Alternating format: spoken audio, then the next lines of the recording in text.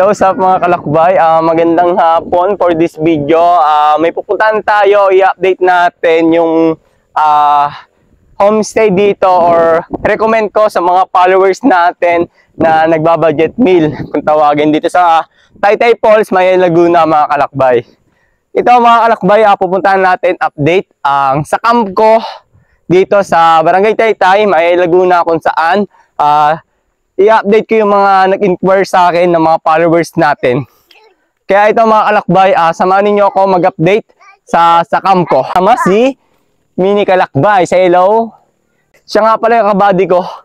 Mga kalakbay, bago tayo makarating ng sa camp ko, meron tayo dito ng Dexter Drill na pwede natin tikman na pares, mamaya orders tayo.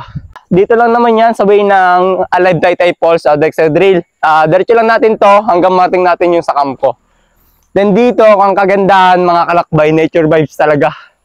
Ito siya. Ito yung way patungong sa camp ko mga kalakbay. Then ito sa mga nagtatanong kung magkano ba yung kubo rental, kung tumaas ba or ganun pa rin yung price, talagang 500 pesos for good 2 person mga kalakbay. Pero update pa na natin para sure. Ano yun mga kalakbay? Ang kagandahan doon mga kalakbay, meron siyang free pool.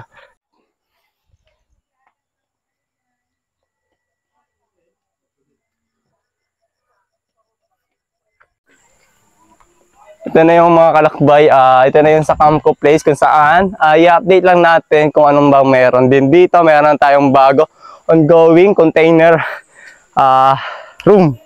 Then dito yung sa taas, papakita ko yung pool. So sa mga kalakbay, dito ito yung room nila. Then may mga kasama tayo followers from Hello! ayan, pakisoutout naman po yung inyong family. Shout out kay Jasmine Aubrey of Rancho Cucamonga, California.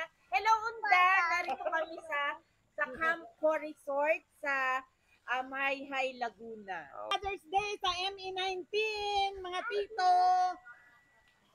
Thank you, ma'am.